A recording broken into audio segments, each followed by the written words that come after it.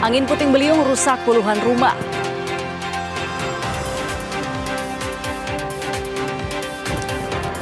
Masalah ekonomi, suami aniaya istri.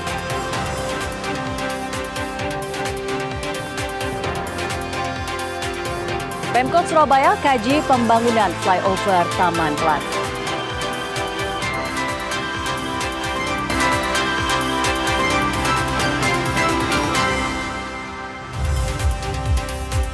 Halo saudara, apa kabar Anda hari ini? Kompas Pagi kembali hadir ke hadapan Anda. Selain 3 informasi utama tadi, tim redaksi kami telah menyiapkan sejumlah informasi penting dan inspiratif lainnya untuk Anda. Bersama saya Firjianti Kusuma, kita jelang Kompas Pagi di Kompas TV Independen Terpercaya.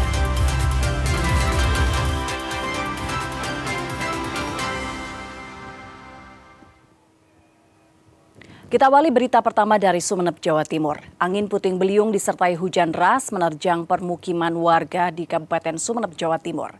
Selain berdampak rumah warga rusak, peristiwa ini juga membuat warga luka-luka.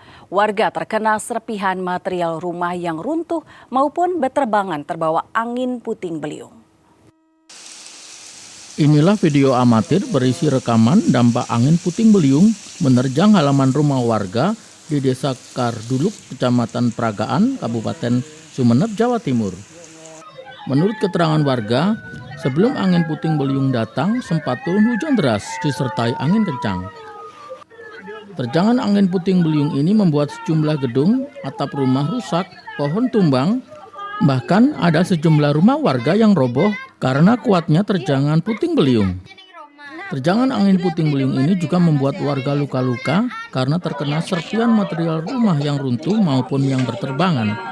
4 dusun yang terdampak angin puting beliung ini antara lain Dusun Rengpereng, Dusun Moralas, Dusun Beru, dan Dusun Dunggadung.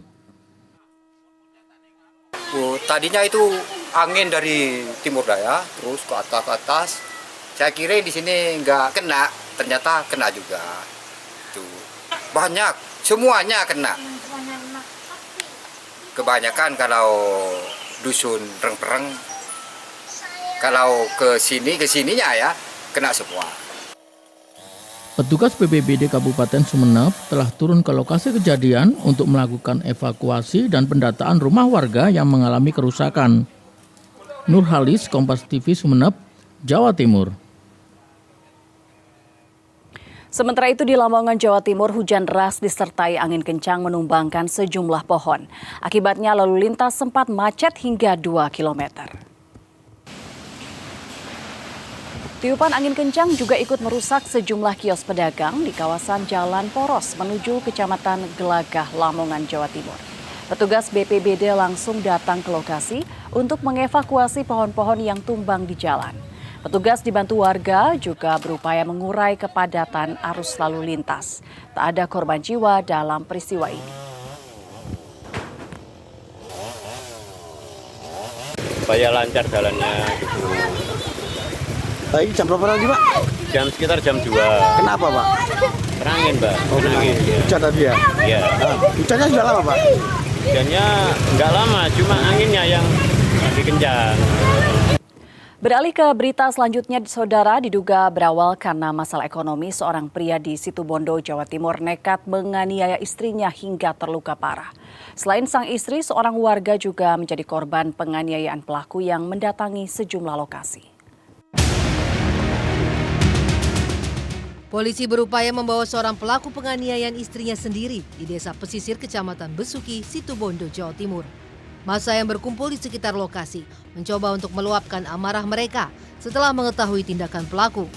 Polisi pun segera memasukkan pelaku ke dalam mobil patroli agar tidak menjadi sasaran amuk massa. Pelaku diketahui menganiaya sang istri hingga korban terluka parah. Tak hanya istri pelaku, seorang warga juga dianiaya. Korban kedua adalah pemilik kendaraan yang dirampas pelaku usai menganiaya istrinya. Tahu sepedanya, saya mau hilang dia. Kalau memang sambian sakit, daya nanti sambian luka itu. Kenapa udah rumah sakit? Udah saya mau pulang. Main terkan mas, dia mau pulang terus bawa sepeda saya. Teman saya bilang, ayo kejar ambil sepedanya. Kejar ya. Sampai di sana ternyata sudah ngambung nih bapak sama anak banyak orang. Saya baru nyampe langsung ngejar ke saya bawa celurit. Dari hasil pemeriksaan polisi, motif penganiayaan istri pelaku diduga berawal karena masalah ekonomi. Petugas masih mengusut lebih lanjut terkait kasus ini. Percakapan dimulai karena masalah ekonomi sebenarnya. Masalah ekonomi, kemudian ada masalah pribadi, yang kemudian percakapan itu memuncak sehingga membuat si suami mungkin nggak tahan. Akhirnya membawa senjata tajam jenis pisau yang ada di dapur, kemudian menganiaya istrinya. Si pelaku ini kemudian keluar jalan ke beberapa tempat, ada ke tempat salah satunya toko Madura, kemudian ke tempat PS, ke warung kopi, dan akhirnya terakhir itu menuju ke rumah salah satu bekas juragannya. Pelaku kini masih dalam tahap pemeriksaan polisi. Sementara istri pelaku menjalani perawatan intensif di rumah sakit. Rendra Farandika, Kompas TV, Situbondo, Jawa Timur. Saudara, Polres Kediri Kota menggelar operasi keselamatan Semeru selama 2 pekan. Operasi ini digelar untuk mengurangi pelanggaran dan menekan angka kecelakaan lalu lintas. Ada 100 personel gabungan dari TNI Polri, Dishub, dan Satpol PP diterjunkan dalam operasi keselamatan Semeru. Polisi memeriksa satu persatu kesiapan kelengkapan petugas gabungan di halaman Mako Polres Kediri Kota. Operasi ini untuk mengurangi pelanggaran dan menekan angka-angka kecelakaan lalu lintas.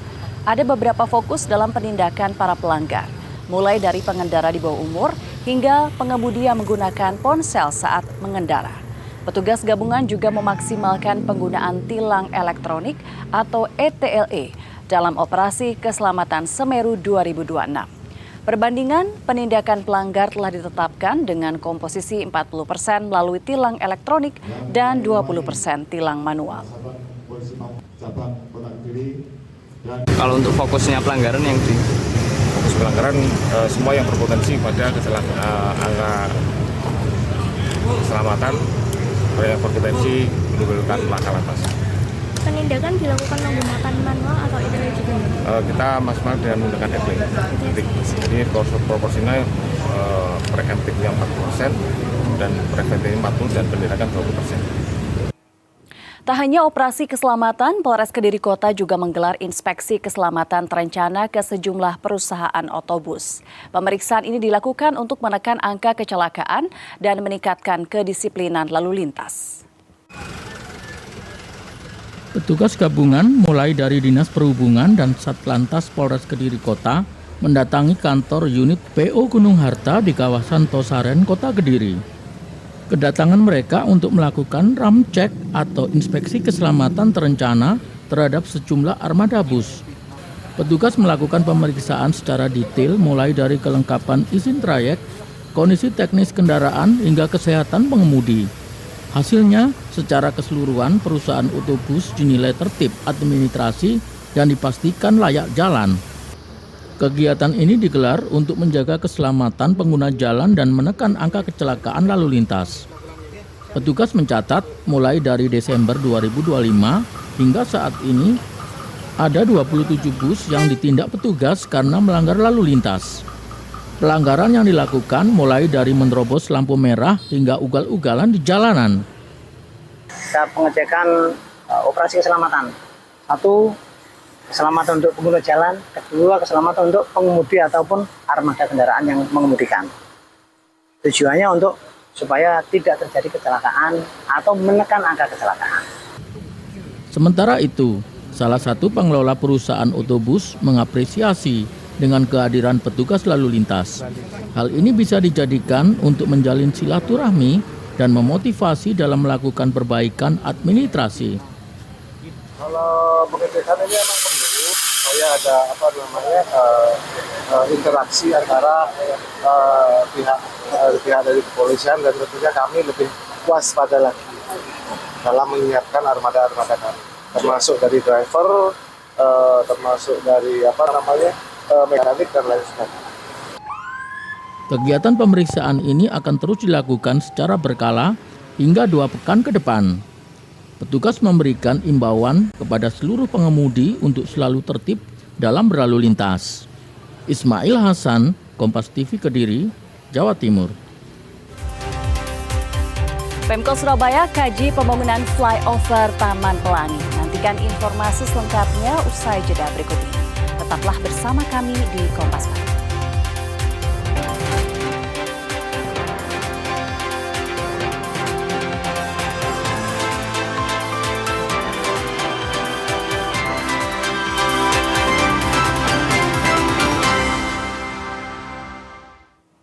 Sebagian besar nelayan di Pantai Pugar, Jember, Jawa Timur enggan melaut saat cuaca buruk, meski ada nelayan lain yang tetap nekat melaut untuk memenuhi kebutuhan ekonomi. Selain membuat nelayan rugi puluhan juta rupiah, terjangan gelombang setinggi 2 meter lebih mengancam keselamatan jiwa mereka.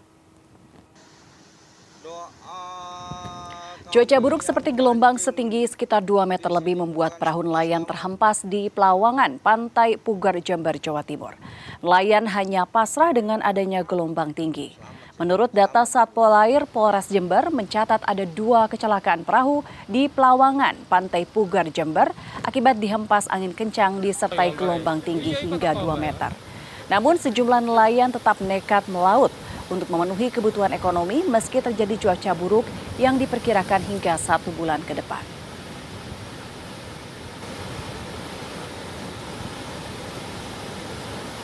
Itu ada satu kejadian laka laut, nelayan yang baru pulang dari melaut mengalami laka laut di pelawangan dan dinyatakan selamat, dan perahu sekarang dievakuasi ke rumah korban, dan kedua korban yang tadi pagi dinyatakan selamat. Jadi total keseluruhan kurang lebih 10 orang ABK dinyatakan selamat.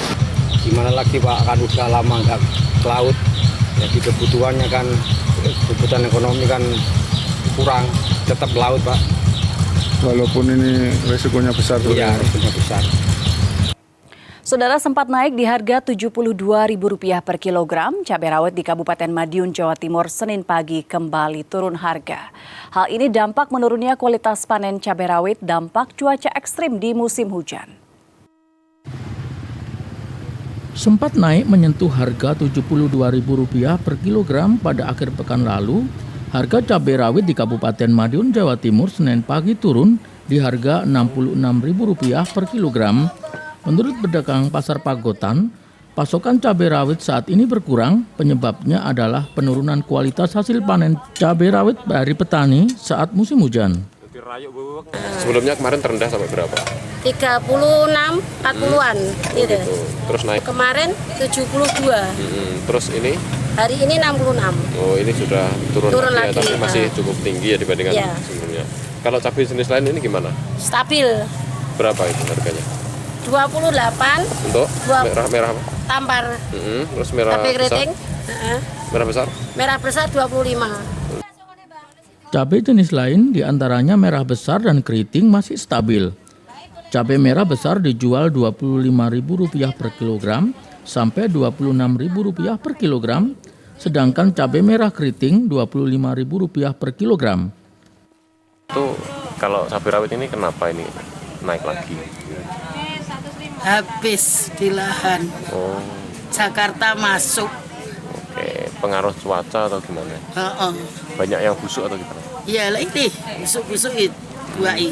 Kopi goreng. Terus kalau pembeli gimana, Mbak? Beli kemarin 1 kilo, terus setengah kilo. Kalau setengah kilo seperempat.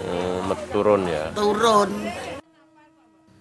Sementara itu kondisi pasar yang sepi membuat omset penjualan cabai terutama jenis rawit menurun. Per hari biasanya pedagang bisa menjual 20 kg cabai, kini turun menjadi 15 kg cabai per hari. Imam Iswanto, Kompas TV Madiun, Jawa Timur. Beralih ke berita selanjutnya, Saudara Satuan Tugas MBG Kabupaten Jember mendapati dapur SPPG Semeru di Kecamatan Sumbersari, Jember, Jawa Timur. SPPG beroperasi meski belum memiliki sertifikat layak hygiene sanitasi dan lokasi dapur rawan banjir. Satgas Makan Bergizi Gratis pemerintah Kabupaten Jember meminta operasi dapur SPPG ini sementara dihentikan. Inilah lokasi dapur SPBG di Kecamatan Sumbersari, Jember, Jawa Timur yang belum memiliki sertifikat layak higien sanitasi SLHS, namun sudah beroperasi selama 3 bulan dan melayani 15 sekolah dengan jumlah 2.000 porsi setiap hari. Letak dapur SPBG ini berada di titik rawan banjir saat hujan deras. Selain itu, lokasi dapur berdiri di atas saluran air atau selokan juga mengeluarkan bau tak sedap. Menurut Satuan Tugas Makan Bergizi Gratis Kabupaten Jember, kondisi ini sangat kurang layak untuk kegiatan produksi makanan bergizi dalam proses memasak, membersihkan peralatan dapur, hingga mewujudkan kondisi higienis lingkungan. Akhirnya kita Satgas bersama-sama tim Satgas Kabupaten dan Satgas Kecamatan cek lokasi. Karena memang dekat saluran, harapan ke depan agar titiknya kita dirubah tempat lain. Karena takutnya mengganggu produksi di SPBG. Itu harapannya. Sudah beroperasi berapa lama Pak SPBG ini Pak? Dari keterangan tadi? 2 bulan, 3 bulan. Melayani berapa? 2.000 lebih. Untuk sementara kegiatan produksi makan bergizi dihentikan karena sedang melakukan pembersihan dan renovasi kerusakan akibat banjir. Sementara kita emang nggak operasional dulu, selagi kita beres-beres dapur juga peralatan yang harus kita sterilisasi. Untuk penerima MBG seperti apa nantinya? Dialihkan atau gimana atau opsinya mungkin? Kami tidak dialihkan. Oh, berarti selama masih proses pembersihan ini nggak menerima MBG? Sampai berapa? Kirakan kapan? Insya Allah minggu depan setelah sterilisasi selesai, kita Senin atau Selasa kita sudah operasional. Kondisi yang tidak stabil dan kotor di sekitar bangunan membuat Satgas MBG pemerintah Kabupaten Jember merekomendasikan untuk pindah lokasi. Hernawan Mustika, Kompas TV Jember, Jawa Timur. Pemkot Surabaya bersama Kementerian Pekerjaan Umum terus mematangkan rencana pembangunan flyover Taman Pelangi. Rencana konsep yang diusung memiliki pola seperti flyover di Bundaran Aloha Sidoarjo. Pembangunan flyover di Taman Pelangi Jalan Ahmad Yani, Surabaya direncanakan dikerjakan pada akhir triwulan 2 atau 3 tahun 2026. Wali Kota Surabaya, Eri Cahyadi bilang, konsep flyover atau overpass dinilai lebih cepat pengerjaannya daripada bila menggunakan konsep underpass. Selain itu, di area ini banyak pipa dan terdapat aliran sungai yang akan menyulitkan bila dibangun underpass. Rencananya flyover ini mengarah pada model flyover di Bundaran Aloha Sidoarjo. Namun desain ini masih belum final, di mana Pemkot Surabaya bersama Kementerian Pekerjaan Umum masih mengkaji desain yang tepat di kawasan ini. Dari kementerian yang kita bersama, karena kalau underpass banyak pipa di sana, gas terutama, itu akan membahayakan. Sehingga kalau dia underpass juga akan ada bolak-balik. Jadi harus memindah aliran sungai. Aliran sungai dipindah dulu karena ada underpass. Sehingga karena faktor itulah, maka kita menggunakan overpass, tidak menggunakan underpass. Jadi hitungannya bisa lebih cepat. Yang kedua tidak ada alur yang pokoknya lebih cepat. Yang kedua kalau underpass juga membuat jalan baru lagi untuk putar baliknya. Tapi kalau overpass ini tidak. Jadi itu akan mempercepat dan mengurangi kemacetan secara cepat. Untuk diketahui, proyek flyover Taman Pelangi ini akan dikerjakan pemerintah pusat karena termasuk dalam jalan nasional yang diperkirakan menelan anggaran ratusan miliar rupiah. Pemkot Surabaya hanya bertugas pada tahap pembebasan lahan dan pembongkaran bangunan warga. Alfian Rahman, Kompas TV Surabaya, Jawa Timur. Pemprov Jawa Timur bersama Kemenkom DJ siap menggelar program pelatihan khusus digital dan artificial intelligence atau AI dengan melibatkan para akademisi dan perusahaan internasional. Ditargetkan ada 20.000 talenta dari Jawa Timur menjadi peserta program Talent Digital akan berpartisipasi dalam pelatihan ini. Melalui program pelatihan talent digital, ditargetkan ada 20.000 talenta dari Jawa Timur menjadi peserta pelatihan program ini. Menkom DG Mutia Hafid dan Gubernur Jawa Timur Khofifah Indar Parawansa menghadiri peluncuran program ini di Surabaya. Selanjutnya, kerjasama digelar dalam bentuk pelatihan khusus digital dan AI.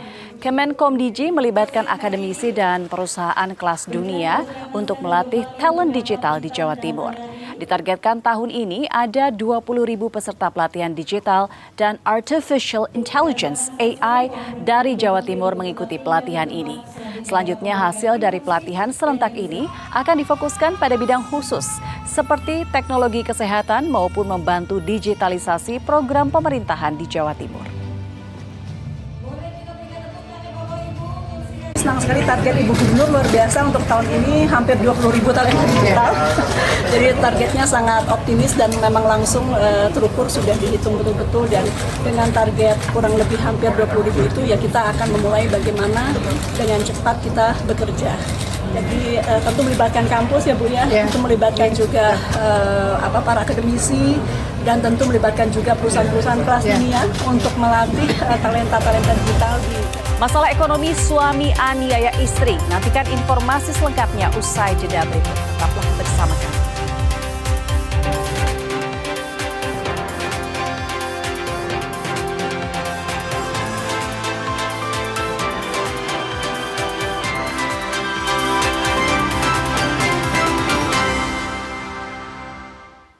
Saudara, diduga berawal karena masalah ekonomi, seorang pria di Situbondo, Jawa Timur nekat menganiaya istrinya hingga terluka parah. Selain sang istri, seorang warga juga menjadi korban penganiayaan pelaku yang mendatangi sejumlah lokasi. Polisi berupaya membawa seorang pelaku penganiayaan istrinya sendiri di Desa Pesisir, Kecamatan Besuki, Situbondo, Jawa Timur. Massa yang berkumpul di sekitar lokasi mencoba untuk meluapkan amarah mereka setelah mengetahui tindakan pelaku. Polisi pun segera memasukkan pelaku ke dalam mobil patroli agar tidak menjadi sasaran amuk massa. Pelaku diketahui menganiaya sang istri hingga korban terluka parah. Tak hanya istri pelaku, seorang warga juga dianiaya. Korban kedua adalah pemilik kendaraan yang dirampas pelaku usai menganiaya istrinya. Kamu sepedanya, saya mau hilang dia. Kalau memang sambian sakit, saya nanti sambian luka itu. Kenapa udah rumah sakit lah? Udah, saya mau pulang. Main terkan mas, dia mau pulang terus bawa sepeda saya. Teman saya bilang, ayo kejar, ambil sepedanya. Kejar ya. Sampai di sana ternyata sudah ngambung nih bapak sama anak rumahnya orang. Saya baru nyampe langsung kejar ke saya bawa celurit. Dari hasil pemeriksaan polisi, motif penganiayaan istri pelaku diduga berawal karena masalah ekonomi. Petugas masih mengusut lebih lanjut terkait kasus ini. Percakapan dimulai karena masalah ekonomi sebenarnya. Masalah ekonomi, kemudian ada masalah pribadi, yang kemudian percakapan itu memuncak sehingga membuat si suami mungkin nggak tahan, akhirnya membawa senjata tajam jenis pisau yang ada di dapur, kemudian menganiaya istrinya.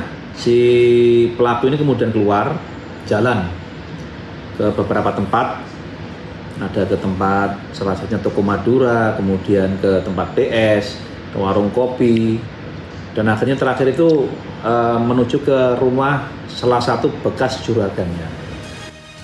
Pelaku kini masih dalam tahap pemeriksaan polisi. Sementara istri pelaku menjalani perawatan intensif di rumah sakit. Rendra Farandika, Kompas TV, Situbondo, Jawa Timur. Satuan Tugas Makan Bergizi Gratis Kabupaten Jember mendapati Satuan Pelayanan Pemenuhan Gizi Semeru di Kecamatan Sumbersari, Jember, Jawa Timur (SPPG) beroperasi meski belum memiliki sertifikat layak hygiene sanitasi dan lokasi dapur rawan banjir. Satgas Makan Bergizi Gratis pemerintah Kabupaten Jember meminta operasi dapur SPPG ini sementara dihentikan. Inilah lokasi dapur SPPG di Kecamatan Sumbersari, Jember, Jawa Timur yang belum memiliki sertifikat layak higien sanitasi SLHS, namun sudah beroperasi selama 3 bulan dan melayani 15 sekolah dengan jumlah 2.000 porsi setiap hari. Letak dapur SPBG ini berada di titik rawan banjir saat hujan deras. Selain itu, lokasi dapur berdiri di atas saluran air atau selokan juga mengeluarkan bau tak sedap.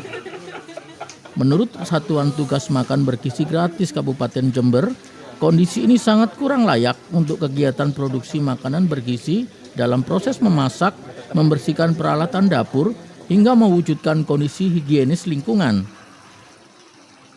Akhirnya kita Satgas bersama-sama tim Satgas Kabupaten dan Satgas Kecamatan cek lokasi, karena memang dekat saluran. Harapan ke depan agar titiknya kita dirubah tempat lain, karena takutnya mengganggu produksi di SPBG. Itu harapannya. Sudah beroperasi berapa lama Pak SPBG ini Pak? Dari keterangan tadi? 2 bulan, 3 bulan. Melayani berapa? 2.000 lebih. Untuk sementara kegiatan produksi makan bergizi dihentikan karena sedang melakukan pembersihan dan renovasi kerusakan akibat banjir. Sementara kita emang nggak operasional dulu, selagi kita beres-beres dapur juga peralatan yang harus kita sterilisasi. Untuk penerima MBG seperti apa nantinya? Dialihkan atau gimana atau opsinya mungkin? Kami tidak dialihkan. Oh, berarti selama masih proses pembersihan ini nggak menerima MBG? Sampai berapa? Kirakan kapan? Insya Allah minggu depan setelah sterilisasi selesai, kita Senin atau Selasa kita sudah operasional. Kondisi yang tidak stabil dan kotor di sekitar bangunan membuat Satgas MBG pemerintah Kabupaten Jember merekomendasikan untuk pindah lokasi. Hernawan Mustika, Kompas TV Jember, Jawa Timur. Saudara, sempat naik di harga Rp72.000 per kilogram, cabai rawit di Kabupaten Madiun, Jawa Timur, Senin pagi kembali turun harga. Hal ini dipicu karena menurunnya kualitas panen cabai rawit dampak cuaca ekstrim di musim hujan. Sempat naik menyentuh harga Rp72.000 per kilogram pada akhir pekan lalu, harga cabai rawit di Kabupaten Madiun, Jawa Timur, Senin pagi turun di harga Rp66.000 per kilogram. Menurut pedagang Pasar Pagotan, pasokan cabai rawit saat ini berkurang. Penyebabnya adalah penurunan kualitas hasil panen cabai rawit dari petani saat musim hujan. Sebelumnya kemarin terendah sampai berapa? 36, 40-an gitu. Terus naik? Kemarin 72. Terus ini? Hari ini 66. Oh, ini sudah turun lagi, tapi masih cukup tinggi ya dibandingkan sebelumnya. Kalau cabai jenis lain ini gimana? Stabil. Berapa itu harganya? 28. Untuk merah apa? Tampar. Terus merah cabai keriting. Merah besar? Merah besar 25.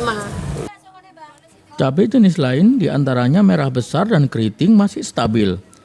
Cabai merah besar dijual Rp25.000 per kilogram sampai Rp26.000 per kilogram, sedangkan cabai merah keriting Rp25.000 per kilogram.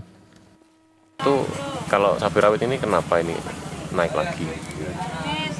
Habis di lahan. Oh. Jakarta masuk. Oke, pengaruh cuaca atau gimana? Banyak yang busuk atau gimana? Iya lah ini, busuk-busuk itu.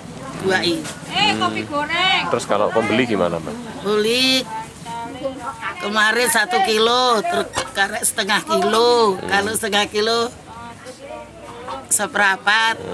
Turun ya? Turun. Sementara itu kondisi pasar yang sepi membuat omset penjualan cabai terutama jenis rawit menurun. Per hari biasanya pedagang bisa menjual 20 kg cabai, kini turun menjadi 15 kg cabai per hari. Imam Iswanto, Kompas TV Madiun, Jawa Timur. Pemkot Surabaya bersama Kementerian Pekerjaan Umum terus mematangkan rencana pembangunan flyover Taman Pelangi. Rencana konsep yang diusung memiliki pola seperti flyover di Bundaran Aloha, Sidoarjo. Pembangunan flyover di Taman Pelangi Jalan Ahmad Yani, Surabaya direncanakan dikerjakan pada akhir triwulan 2 atau 3 tahun 2026. Wali Kota Surabaya, Eri Cahyadi bilang, konsep flyover atau overpass dinilai lebih cepat pengerjaannya daripada bila menggunakan konsep underpass. Selain itu, di area ini banyak pipa dan terdapat aliran sungai yang akan menyulitkan bila dibangun underpass. Rencananya flyover ini mengarah pada model flyover di Bundaran Aloha Sidoarjo. Namun desain ini masih belum final, di mana Pemkot Surabaya bersama Kementerian Pekerjaan Umum masih mengkaji desain yang tepat di kawasan ini. Dari kementerian dan kita bersama, karena kalau underpass banyak pipa di sana, gas terutama, itu akan membahayakan. Sehingga satu, kalau dia underpass juga akan ada bolak-balik. Jadi harus memindah aliran sungai. Aliran sungai dipindah dulu karena ada underpass. Sehingga karena faktor itulah, maka kita menggunakan overpass, tidak menggunakan underpass. Jadi hitungannya bisa lebih cepat. Yang kedua, tidak ada alur yang pokoknya lebih cepat.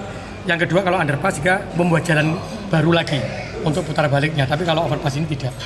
Jadi itu akan mempercepat dan mengurangi kemacetan secara cepat. Untuk diketahui, proyek flyover Taman Pelangi ini akan dikerjakan pemerintah pusat karena termasuk dalam jalan nasional yang diperkirakan menelan anggaran ratusan miliar rupiah. Pemkot Surabaya hanya bertugas pada tahap pembebasan lahan dan pembongkaran bangunan warga. Alfian Rahman, Kompas TV Surabaya, Jawa Timur. Lezatnya abon ikan lele Dumbo akan kami hadirkan usai jeda berikut. Tetaplah bersama kami di Kompas Pagi.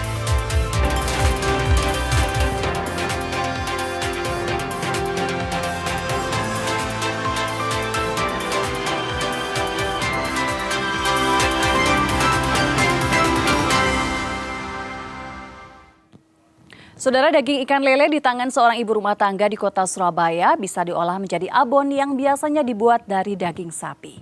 Pembuatan abon ikan lele ini membutuhkan pasokan ikan lele Dumbo berukuran besar dari hasil budidaya secara mandiri. Dan informasi ini sekaligus menutup jumpa kita di Kompas Pagi hari ini. Jangan lupa saudara untuk menyaksikan live streaming kami di kompas.tv dan channel YouTube Kompas TV Jawa Timur. Kompas TV independen terpercaya. Saya Virgianti Kusuma. Sampai jumpa. Abon biasanya terbuat dari daging sapi, namun di kota Surabaya ada abon dibuat dari bahan daging ikan lele. Abon ikan lele ini diproduksi secara swadaya oleh sejumlah ibu rumah tangga di kawasan Semolowaru, Surabaya. Menariknya, olahan abon ikan ini hanya menggunakan daging ikan lele Dumbo atau berukuran besar yang dibudidayakan secara mandiri oleh mereka dengan memanfaatkan lahan fasum perumahan untuk dibuat kolam ikan. Awal proses pembuatannya, ikan dipotong filet untuk diambil bagian dagingnya saja. Kemudian di-steam di dalam panci hingga matang. Lalu daging disuir hingga menjadi potongan kecil dan kemudian digoreng menggunakan bumbu yang telah dihaluskan. Di antaranya bawang merah dan putih, cabai merah, kunyit, gula merah, dan santan. Yang terakhir, daging yang telah digoreng dengan bumbu tersebut ditiriskan menggunakan mesin spinner agar kering dari minyak dan teksturnya menjadi serabut halus yang nikmat saat disantap. Ini kan tahan lama, olahan tahan lama, bisa disimpan, juga digemari anak-anak sampai orang tua. Kandungannya juga proteinnya tinggi, lele itu juga ada omeganya. Jadi nggak perlu ikan yang mahal-mahal, tapi lele juga bisa, kandungannya tercukupi. Usai ditiriskan hingga kering menggunakan mesin spinner, abon olahan ikan lele Dumbo ini kemudian dikemas masing-masing seberat 100 gram dan dijual seharga Rp25.000 setiap satu kemasan. Kelezatan abon ikan lele Dumbo yang kaya nutrisi ini pun tak kalah lezatnya dengan abon daging sapi karena bumbu rempah melimpah serta rasanya yang manis dan gurih.